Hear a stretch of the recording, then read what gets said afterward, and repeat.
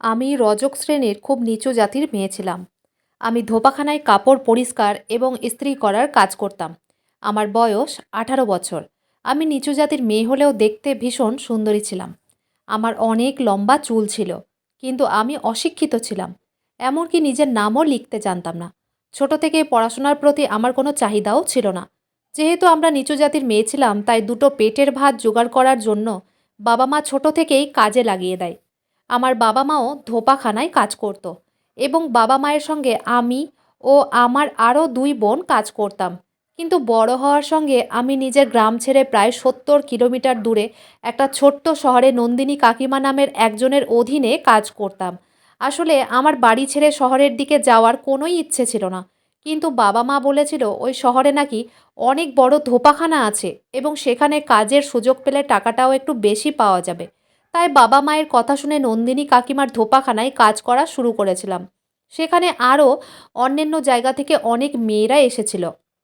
আসলে আমাদের জাতির বেশিরভাগ ছেলেমেয়েরা কিন্তু ধোপাখানাতে কাজ করে, তাই আমাদের জাতির বেশিরভাগ ছেলেমেয়েরা অশিক্ষিত।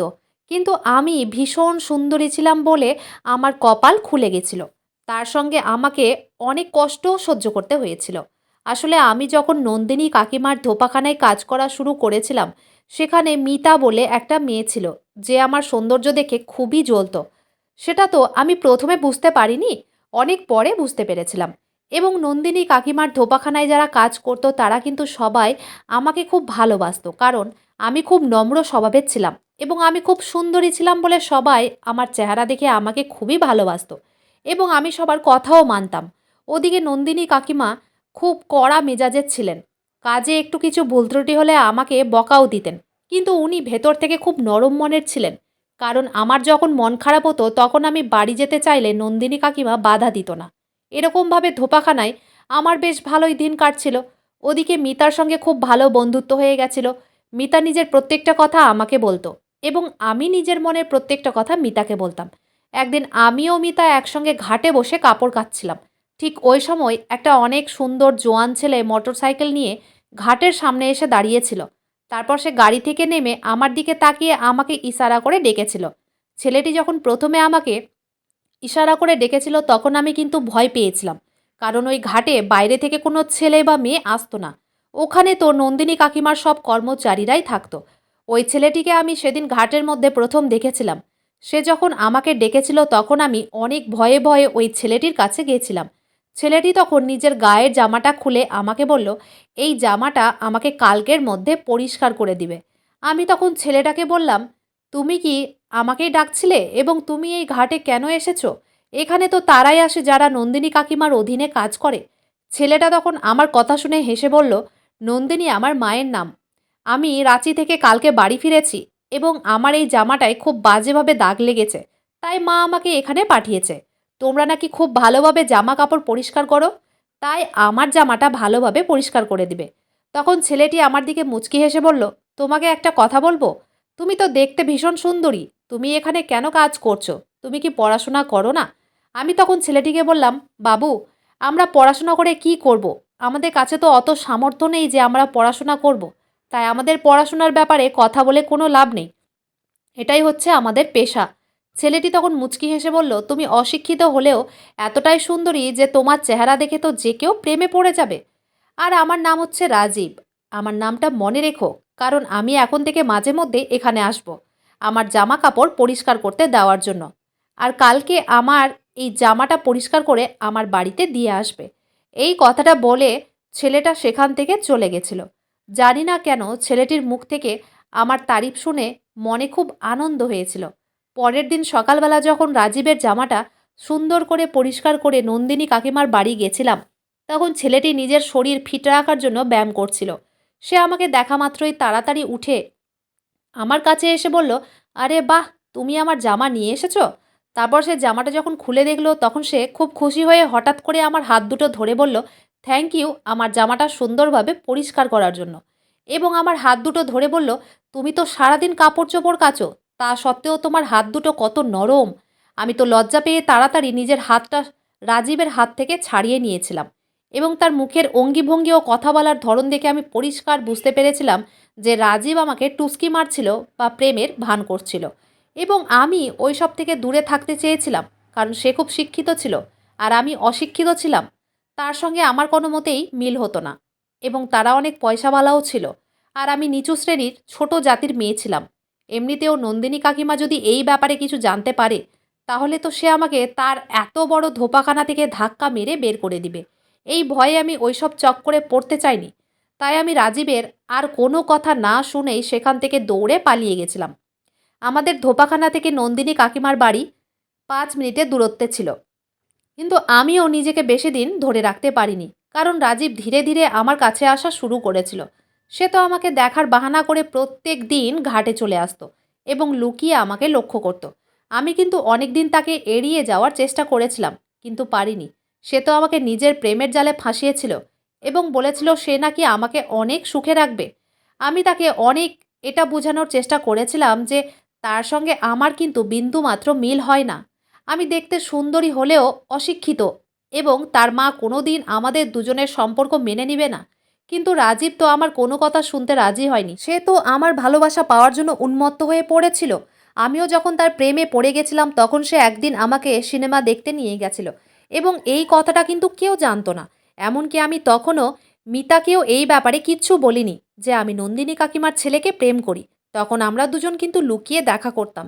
সেদিন আমি যখন রাজীবের সঙ্গে দেখা করে বাড়ি ফিরেছিলাম, তখন মিতা আমাকে বলেছিল, তোর ব্যাপারে আমি সব কিছু জেনে গেছি। মিতার কথা শুনে আমি অনেক বেশি ঘাবড়ে গিয়ে বলেছিলাম, আমার ব্যাপারে কি জেনেছিস? মিতা তখন বলেছিল, তুই নন্দিনী কাকিমার ছেলের সঙ্গে প্রত্যেক দিন দেখা করিস। মিতা যখন আমার ও রাজীবের ব্যাপারে সব কিছু জেনে গেছিল, তখন আমি বাধ্য হয়ে তাকে সব কিছু সত্যি কথা নিজের মুখে বলেছিলাম। মিতা তখন সব কিছু শোনার পরে অনেক রেগে বলেছিল, তুই যা করছিস অনেক বড় ভুল কাজ করছিস, কারণ তুই একটা অশিক্ষিত নিচু জাতির মেয়ে, আর ছেলেটা অনেক শিক্ষিত এবং বড় লোক। তাই তোকে আমের আঁটির মতো চুষে ফেলে দিবে। সেদিন তুই কিন্তু কেঁদেও কুল পাবি না। আমাদের এখন অত ভালো কপাল হয়নি যে আমাদের মতো নিচু জাতির মেয়েকে কোনো ভালো ছেলে পছন্দ করবে। তাই তোকে আগে থেকেই বলে রাখছি, তুই কিন্তু ভুল পথে পা রেখেছিস। তোর বাবা মা তোকে এখানে টাকা ইনকাম করার জন্য পাঠিয়েছে, আর তুই তো অনেক বড় বড় স্বপ্ন দেখতে শুরু করেছিস।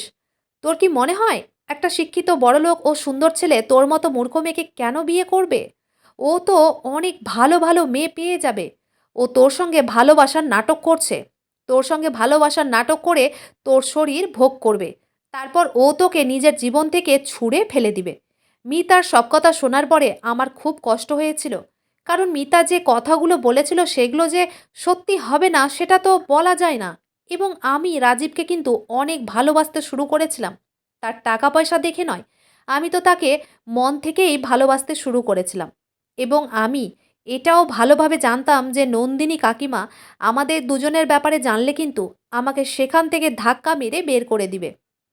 আমি তো বুঝতে পারছিলাম না এবার আমি কি করব। পরের দিন আমি রাজীবের সঙ্গে দেখা করে মিতার সব কথা রাজীবকে বলেছিলাম, এবং আমি তাকে এটাও জিজ্ঞেস করেছিলাম যে সে আমার মতো একজন অশিক্ষিত মূর্খ মেয়েকে কেন পছন্দ করেছে। সে তো আমার থেকে আরও ভালো ভালো মেয়ে পেয়ে যাবে। সেদিন রাজীব আমাকে বলেছিল সে নাকি আমার সৌন্দর্য দেখেই আমার প্রেমে পড়েছে, এবং আমি যে অশিক্ষিত এতে নাকি তার কোনো অসুবিধে নেই, এবং সে নাকি গ্রামের মেয়েদের খুব পছন্দ করে। এই জন্যই তো সে শহরে থাকা সত্ত্বেও শহরের কোনো মেয়েকে পছন্দ করেনি। সে নাকি আমার সৌন্দর্য এবং নম্রতা দেখেই আমাকে পছন্দ করেছে। তারপর সেদিন রাত্রিবেলা রাজীব নিজের বাড়িতে আমাকে ডেকেছিল। নন্দিনী কাকিমা যেহেতু বেশিরভাগ সময় লন্ড্রিতেই থাকতেন, উনি সবসময় আমাদের কাজকর্ম দেখাশোনা করতেন। ওই জন্য উনি বেশিরভাগ সময় কিন্তু লন্ড্রিতেই থাকতেন, কারণ রাজীবের বাবা অনেক আগেই মারা গেছিল, এবং রাজীবের বাবার মারা যাওয়ার পর থেকেই এই ব্যবসাটা তার মা দেখাশোনা করে।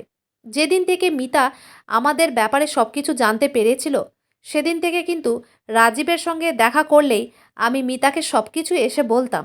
জানি না কেন তখন সে আমাকে একটাই কথা বলতো যে এইসব কথা আমাকে শুনিয়ে কী লাভ হবে, তাই তোর প্রেমের কথা তুই নিজের কাছেই রাখ। সেদিন রাত্রিবেলা আমি যখন রাজীবের বাড়িতে গিয়েছিলাম, তাদের বাড়ির পেছন দিক দিয়ে রাজীবের ঘরে ঢুকেছিলাম। আসলে রাজীব আমাকে আগে থেকেই বলে রেখেছিল বাড়ির পেছন দিকের দরজা দিয়ে তার ঘরের ভিতরে আসতে। সেদিন আমি যখন তার ঘরে গেছিলাম তখন সে আমাকে অনেক আদর করেছিল এবং আমাদের দুজনের মধ্যে সব কিছু হয়েছিল। তখন আমিও আবেগের বশে তার শরীরের ছোঁয়া পেয়ে সব কিছু ভুলে গিয়ে তাকে আমার সব কিছু সমর্পণ করেছিলাম। সেদিন আমি বুঝতে পেরেছিলাম ভালোবাসা কী ও আদর কী, এবং রাজীব যে আমাকে আদর করেছিল এই কথাগুলো কিন্তু আমি মিতাকেও এসে বলেছিলাম। সে তখন অনেক রেগে গিয়ে আমাকে বলেছিল, তোর লজ্জা করে না বিয়ের আগেই একটা ছেলের স্পর্শ নিতে? মিতা তো বিশ্বাস করতেই চাইছিল না যে রাজীব সত্যিই কিন্তু আমাকে ভালোবাসে। তার পরের দিন বিকেলবেলা যখন রাজীব আমার সঙ্গে দেখা করতে এসেছিল তখন রাজীব বলেছিল, তোমার সঙ্গে যে বান্ধবীটা থাকে তার নাম কি? আমি তখন বলেছিলাম তার নাম মিতা। রাজীব তখন বলেছিল মিতা নাকি রাজীবের কাছে গাজরের হালুয়া নিয়ে গেছিল, এবং আমি মিতাকে বলেছিলাম যে রাজীব গাজরের হালুয়া খুব পছন্দ করে, এবং রাজীব বলেছিল মিতা নাকি তার জন্য গাজরের হালুয়া নিয়ে গেছিল। আমি তো এইটা বুঝতে পারছিলাম না, সে তো আমাদের দুজনের ভালোবাসা মেনে নেয়নি, তাহলে সে রাজীবের জন্য কেন গাজরের হালুয়া নিয়ে গেছিল? এমনকি রাজীব তো গাজরের হালুয়া দেখে এটাই ভেবেছিল যে আমি হয়তো নিজের হাতে রান্না করে মিতাকে দিয়ে পাঠিয়েছি তার জন্য। তাই সে খুব তাড়াতাড়ি গাজরের হালুয়াটা পছন্দ করে খেয়েছিল, এবং গাজরের হালুয়াটা খাওয়ার পরে রাজীব জানতে পেরেছিল যে ওই হালুয়াটা নাকি মিতা নিজের হাতে রান্না করে তার জন্য নিয়ে এসেছে। আমি আর মিতাকে এই কথাটা জিজ্ঞেস করিনি যে সে কেন রাজীবের জন্য গাজরের হালুয়া নিয়ে গেছিল। তার পরের দিন সকালে আমি যখন একটা গ্রাহকের জামা কাপড় কেচে মেলে দেওয়ার জন্য যাচ্ছিলাম, ওই সময় মিতা এসে বলল রাজীব নাকি আমার জন্য ঘাটের কাছে দাঁড়িয়ে আছে, সে নাকি আমাকে খুব তাড়াতাড়ি ডেকেছে। রাজীব আমাকে ডেকেছে এই কথাটা শুনে তো পরিষ্কার করা কাপড় চোপড়গুলোকে ওখানেই রেখে তাড়াতাড়ি রাজীবের সঙ্গে দেখা করতে গেছিলাম। তারপর ঘাটের কাছে যখন রাজীব ছিল না, তাই আমি তার বাড়িতেই দেখা করে এসেছিলাম। ওই সময় কিন্তু নন্দিনী কাকিমা লন্ড্রিতেই ছিলেন, তাই উনি তো জানতেই পারতেন না যে আমি রাজীবের সঙ্গে তার ঘরে দেখা করতে যেতাম। রাজীবের সঙ্গে দেখা করার পরে আমি যখন ফিরে এসে জামা কাপড়গুলোকে মেলে দিই তখন জামা কাপড়ের অবস্থা দেখে আমার মাথা পুরো ঘুরে ওঠে, কারণ ওই জামা কাপড়ে কেউ এত বেশি নীল দিয়েছিল যে সব জামা কাপড় নষ্ট হয়ে গেছিল, কারণ ওই জামাগুলোর মধ্যে একটাও সাদা রঙের জামা ছিল না। আর নীল তো সাধারণত সাদা রঙের জামাতেই দেওয়া হয়। আর আমি যে জামা কাপড়গুলো পরিষ্কার করে রেখেছিলাম সেগুলো কোনোটা লাল বা কোনোটা হলুদ ছিল, এবং সেই জামাগুলো কিন্তু সবটাই নষ্ট হয়ে গেছিল। আমি তো বুঝতে পারছিলাম না এবার আমি কি করব। ঠিক ওই সময় নন্দিনী কাকিমা যখন দেখল এক বালতি জামা কাপড় নষ্ট হয়ে গেছে, তখন আমাকে অনেক বেশি কথা শুনিয়েছিলেন। ওই সময় মনে হচ্ছিল কেউ যেন আগে থেকেই নন্দিনী কাকিমাকে বলে রেখেছিল যে কাপড় চোপড়গুলো নষ্ট হয়ে গেছে। নন্দিনী কাকিমা অনেক বেশি রেগে গিয়ে আমাকে তুই বলেছিলেন, যে গ্রাহকের জামা কাপড় নষ্ট করেছিস, এটার টাকা কে দিবে? আমি কিন্তু তোর বেতন কেটে নিব। কারণ তুই যে জামা কাপড়গুলো নষ্ট করেছিস, এতে আমার ধোপাখানার নাম খারাপ হবে। আর আমি নিজের ধোপাখানার নাম খারাপ করতে চাই না। তাই এই জামা কাপড়গুলো যেমন করে হোক তোকে খুব ভালোভাবে পরিষ্কার করতে হবে, নইলে আমি তোকে ছাড়বো না। আর এই ভুল যদি তুই দ্বিতীয়বার করিস তাহলে তোকে কিন্তু এখান থেকে ধাক্কা মেরে বের করে দিব। নন্দিনী কাকিমার কথা শুনে ভয়ে আমি কান্নাকাটি শুরু করেছিলাম এবং কাকিমার পা ধরে বলেছিলাম যে আমি এই জামা কাপড়গুলো খারাপ করিনি। জানি না এই জামা কাপড়গুলো কে খারাপ করেছে। নন্দিনী কাকিমা তখন বলেছিল, এই কাপড়গুলো কাচার দায়িত্ব তোর ছিল, তাহলে তোর ছাড়া এই কাপড়গুলো আর কে খারাপ করবে? নন্দিনী কাকিমা তো আমার কোনো কথা বিশ্বাস করতে চায়নি। নন্দিনী কাকিমা তো আমাকে হুমকি দিয়ে সেখান থেকে চলে গেছিলেন।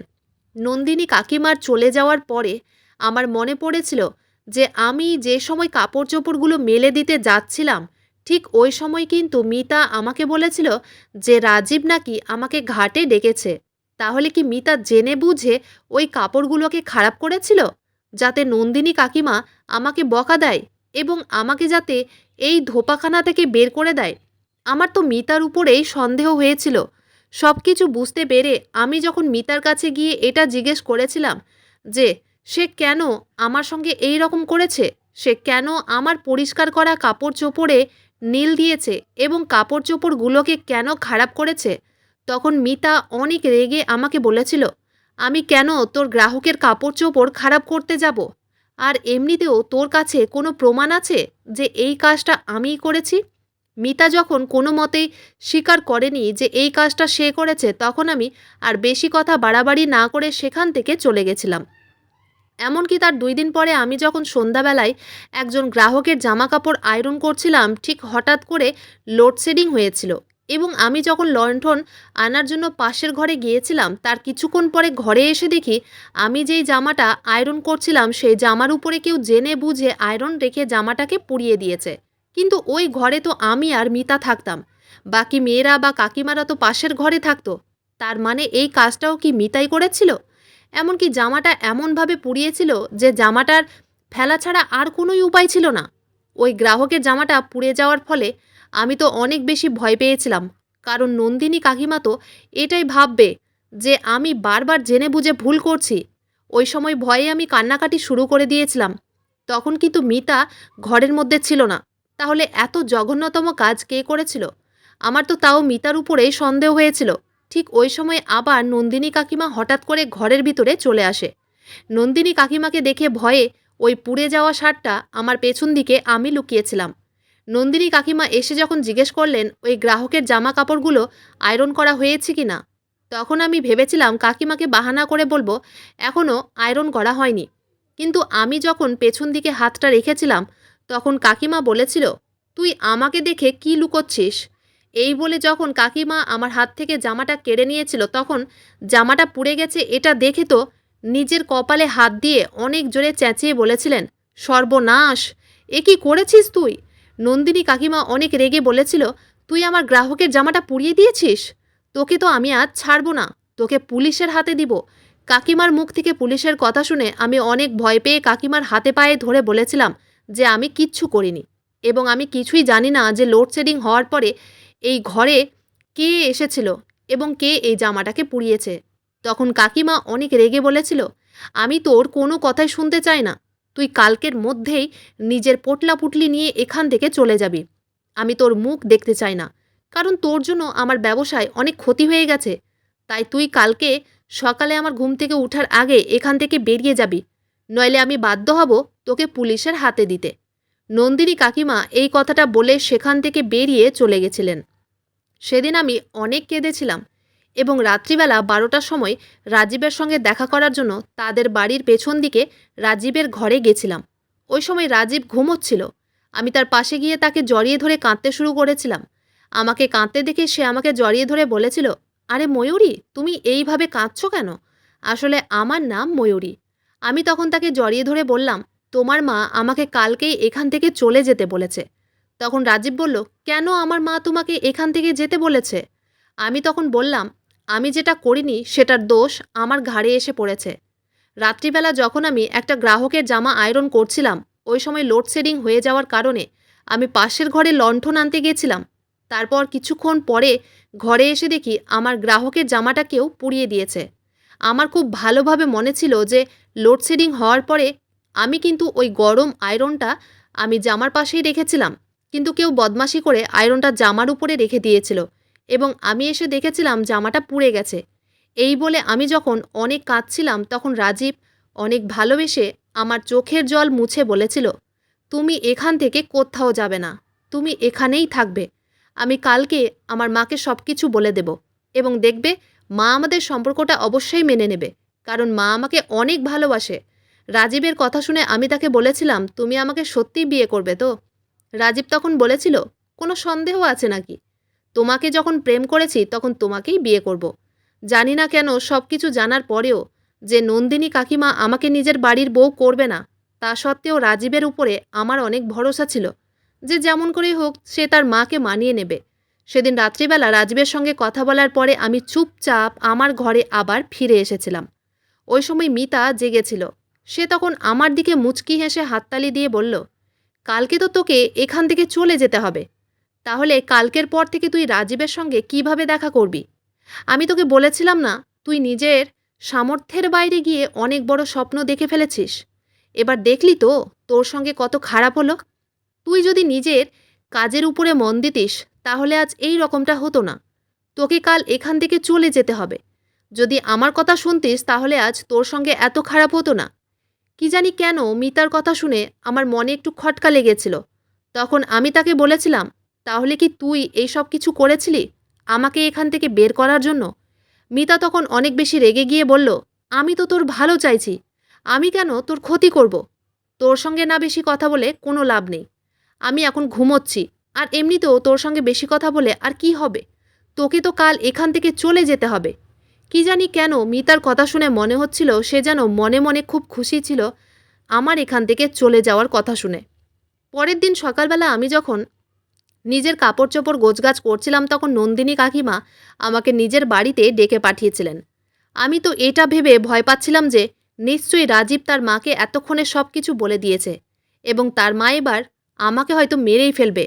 তাও আমি ভয়ে ভয়ে তাদের বাড়ি গেছিলাম, কারণ তাদের বাড়ি না গিয়ে তো আমার আর কোনো উপায় ছিল না। আমি তো সেখান থেকে চুপচাপ পালাতেও পারতাম না। তাই আমি ভয়ে ভয়ে রাজীবের বাড়ি গেছিলাম নন্দিনী কাকিমার সঙ্গে দেখা করতে। আমি যখন তাদের বাড়ি গেছিলাম তখন কাকিমা ও রাজীব একসঙ্গেই দাঁড়িয়েছিল। আমি কাকিমাকে দেখে ভয়ে মাথা নিচু করে চুপচাপ দাঁড়িয়েছিলাম। তখন কাকিমা বললেন, ভূতের মতো বাইরে দাঁড়িয়ে আছিস কেন? ঘরের ভেতরে চলে আয়। আমি তো এত বেশি ঘাবড়ে গেছিলাম যে আমার শরীর থেকে অনবরত অনেক বেশি ঘাম বেরিয়ে যাচ্ছিল এবং আমি নন্দিনী কাকিমার সামনে চুপচাপ মাথা নিচু করেই দাঁড়িয়েছিলাম। সেখানে রাজীব দাঁড়িয়েছিল, কিন্তু আমার তো তার দিকে তাকানোর বিন্দুমাত্র সাহস হয়নি। তারপর নন্দিনী কাকিমা বললেন, তুই একটা অশিক্ষিত মূর্খ হয়ে আমার ছেলেকে ভালোবেসেছিস। ঠিক আছে, তুই অশিক্ষিত মূর্খ হলেও আমি তোকে বাড়ির বউ করব। কারণ আমার ছেলে তো তোকেই পছন্দ করেছে। তাই আমার কাছে আর কিছু উপায় নেই, আর কিছু করারও নেই। তাই আমি তোকে নিজের বাড়ির বউ করতে রাজি আছি। কাকিমার কথা শুনে তো আমি নিজের কানে বিশ্বাস করতেই পারছিলাম না যে উনি আমাকে নিজের বাড়ির বউ হিসাবে গ্রহণ করতে রাজি আছেন। আমি তখন অনেক খুশি হয়ে ওনার পা ধরে আশীর্বাদ নিয়েছিলাম। আমাকে উনি আশীর্বাদ করেছিলেন আর বলেছিলেন, তুই মূর্খ হলেও দেখতে ভীষণ সুন্দরী, আর এই কারণেই আমি রাজি হয়েছি। কারণ একটা গুণ না হলেও আরেকটা গুণ তো আছে। এই বলে উনি নিজের হাতের একটা সোনার আংটি খুলে আমাকে দিতে চেয়েছিলেন। কিন্তু আমি যখন আংটিটা নিতে রাজি হয়নি তখন উনি বলেছিলেন, আমার কথা না শুনলে কিন্তু গালে থাপ্পড় মারব, তাই চুপচাপ এই আংটিটা নিয়ে নে, এটা আমার আশীর্বাদ। রাজীব তখন আমাকে চোখে চোখে ইশারা করে আংটিটা নিতে বলেছিল। রাজীবের ইশারা বুঝতে পেরে আমি নন্দিনী কাকিমার দেওয়া আংটিটা নিয়েছিলাম। সেদিন আমি ভীষণ খুশি ছিলাম, কারণ আমি তো স্বপ্নেও ভাবতে পারিনি যে আমি রাজীবকে এত সহজে পেয়ে যাব। নিজের হাতে সোনার আংটিটা আমাকে দেওয়ার পরে বলেছিলেন, খুব তাড়াতাড়ি রাজীবকে নিয়ে তোদের বাড়ি যাব, তোর ও রাজীবের বিয়ের ব্যাপারে কথা বলতে। বিয়ের কথা শুনতেই তো আমি লজ্জা পেয়ে সেখান থেকে বেরিয়ে চলে এসেছিলাম। লজ্জায় আমার গাল দুটো পুরো লাল হয়ে গেছিল। আমি যখন ঘরে এসেছিলাম তখন আমার হাসি মুখ দেখে মিতা বলেছিল, তুই এখনও এখান থেকে যাসনি? আর তুই এইভাবে মুচকি মুচকি হাসছিস কেন? কাকিমা তোকে কি বলেছিল মনে নেই? মিতার কথা শুনে আমি অনেক খুশি হয়ে তাকে বলেছিলাম, আমার আর এখান থেকে যাওয়ার কোনো দরকার নেই, আমি তো এখানকার মালকিন হতে চলেছি। মিতা তখন অনেক বেশি রেগে আমার দিকে এগিয়ে এসে বলল, কি উল্টোপাল্টা কথা বলছিস? তোর মাথা ঠিক আছে তো? না কালকের কথাটা ভুলে গেছিস? আমি তখন মিতাকে বললাম, আমি কিছুই ভুলিনি, আমার সব কিছু মনে আছে। আসলে নন্দিনী কাকিমা আমাকে ডেকেছিলেন, আর উনি রাজীব ও আমার সম্পর্কটা মেনে নিয়েছেন। নন্দিনী কাকিমা যে আমাদের সম্পর্কটা মেনে নিয়েছেন এই কথাটা শুনতেই মিতা অনেক বেশি রেগে আমার দিকে বড় বড় চোখ করে বলল, কাকিমা তোদের সম্পর্কটা মেনে নিয়েছে? এটা হতেই পারে না। আমি তোকে এখান থেকে বের করার জন্য অনেক ষড়যন্ত্র করেছিলাম, আর কাকিমা এত সহজে তোদের সম্পর্কটা মেনে নিয়েছে? আমি এটা হতে দিব না। মিতার মুখ থেকে এইসব কথা শুনে তো আমার পায়ের তলা থেকে মাটি সরে গিয়েছিল। তার মানে আমার সন্দেহটা একদম সঠিক ছিল। আমি তখন মিতাকে বললাম, তার মানে তুই আমাকে এখান থেকে বের করার জন্য এইসব করেছিলিস? প্রথমে জামা কাপড় নষ্ট করা এবং পরে একটা গ্রাহকের জামা পুড়িয়ে দেওয়া, এই সব কিছু তোর ষড়যন্ত্র ছিল? মিতা তখন রেগে দাঁত মুখ চেপে আমার মুখের কাছে আঙুল রেখে বলল, হ্যাঁ, এই সব আমিই করেছিলাম, যাতে তোকে এখান থেকে ধাক্কা মেরে বের করে দেওয়া হয়। কারণ তুই আমার দুই চোখের বিষ হয়ে দাঁড়িয়েছিস, আর তোকে আমি এখান থেকে বের করবই। আমি তখন মিতাকে বলেছিলাম, আমি তো তোকে অনেক কাছের মানুষ মনে করতাম। আমি তো তোকে খুব ভালোবাসতাম। তোকে নিজের ভেবে আমার মনের সব কথা তোর সাথে শেয়ার করতাম। আর তুই কেন আমার সাথে এরকম করলি? তুই কেন আমার ক্ষতি করতে চাস? আমি তো তোর কোনো ক্ষতি করিনি। তাহলে তুই কেন আমার ক্ষতি করতে চাস? মিতা তখন রেগে চিৎকার করে বলল, তুই যদি মূর্খ অশিক্ষিত হয়ে রাজীবের মতো ছেলেকে পেতে পারিস, তাহলে আমি কেন রাজীবকে পাবো না? রাজীব শুধুমাত্র আমার, আর রাজীবের সঙ্গে বিয়ে আমিই করব। আর তোকে নিজের রাস্তা থেকে সরিয়ে দিব। আমি এটা দেখতে পারবো না যে আমার চোখের সামনে তোর সঙ্গে রাজীবের বিয়ে হবে। আমার খুব হিংসে হয় তুই যখন রাজীবের সঙ্গে দেখা করতে যাস। মিতার মুখ থেকে জঘন্যতম কথাগুলো শুনে আমি তাকে বলেছিলাম, ছি, তুই এত নিচু মনের মেয়ে? তার মানে তুই আমার ভালোবাসা দেখতেই পারিস না? ছি, আমি কোনোদিন ভাবতেও পারিনি যে তোর মনের ভিতর এতটা নোংরা ভরা আছে। আমার কথা বলা শেষ হতে না হতেই মিতা হঠাৎ করে আমার চুলের মুঠি ধরে আমাকে হঠাৎ করে মারতে শুরু করেছিল। ও বলেছিল, আজ আমি তোকে নিজের হাতেই শেষ করে দিব, কারণ রাজীবকে তো শুধুমাত্র আমি বিয়ে করব। রাজীব শুধুমাত্র আমার। এই বলে সে যখন আমাকে মারতে শুরু করেছিল, এমনকি সে আমার গালের ভিতরে হাত ভরে আমার গাল দুটোকে চিরে দেওয়ার চেষ্টা করেছিল। আমি যখন কষ্ট পেয়ে চিৎকার চেঁচামেচি ও হাত পা ছড়াতে শুরু করেছিলাম, তখন পাশের ঘর থেকে কাকিমা ও বাকি মেয়েরা আওয়াজ পেয়ে তাড়াতাড়ি ঘরের ভিতরে ছুটে এসেছিল। আসলে মিতা খুব খারাপভাবে আমাকে মারতে শুরু করেছিল। তার শরীর স্বাস্থ্য যেহেতু আমার শরীর স্বাস্থ্য থেকে অনেকটাই ভারী ছিল, তাই আমি নিজেকে তার হাত থেকে ছাড়াতে পারিনি। সে যখন আমার গলা চেপে ধরেছিল, তখন আমার হাতের কাছে রাখা জিনিসপাতি ছুঁড়তে শুরু করেছিলাম এবং চেষ্টা করেছিলাম নিজেকে তার হাত থেকে ছাড়িয়ে সেখান থেকে পালিয়ে যেতে, কিন্তু আমি পালাতে পারিনি। ঘরের ভিতরে যখন অনেক বেশি ধস্তাধস্তি শুরু হয়েছিল, তখন পাশের রুম থেকে কাকিমা ও বাকি মেয়েরা ছুটে এসেছিল। ঘরে এসে তারা যখন দেখেছিল মিতা আমাকে খুব বাজেভাবে মারছিল, তখন তারা সবাই মিলে মিতাকে চেপে ধরেছিল এবং নন্দিনী কাকিমাকে ফোন করে আমাদের ঘরে ডেকেছিল। তারপর নন্দিনী কাকিমা এসে যখন দেখলো আমার অবস্থা খুবই খারাপ করে দিয়েছে মিতা, তখন না পেরে ভয়ে নন্দিনী কাকিমা পুলিশকে ফোন করেছিল এবং মিতার মাথায় যেহেতু আমাকে মারার ভূত চেপেছিল, তাই তাকে বাধ্য হয়ে পুলিশের হাতে দিতে হয়েছিল। সেদিন তো আমার অবস্থা এমন হয়েছিল যে আমি মনে মনে ভেবেই নিয়েছিলাম যে হয়তো আজকেই আমার শেষ দিন, হয়তো মিতার হাতেই আমার মৃত্যু হবে। কিন্তু ভগবান আমাকে বাঁচিয়েছিলেন। ওই ঘটনাটা হওয়ার 15 দিনের মধ্যেই নন্দিনী কাকিমা আমাদের বাড়িতে গিয়ে আমার বাবা মাকে রাজীব ও আমার বিয়ের কথা বলেছিলেন। আমার বাবা মা তো ভীষণ খুশি ছিলেন। বিয়ের পরে আমি এখন শ্বশুর বাড়িতেই আছি। এখন নন্দিনী কাকিমাকে আমি মা বলে ডাকি। শ্বশুরবাড়িতে আমি অনেক সুখে আছি।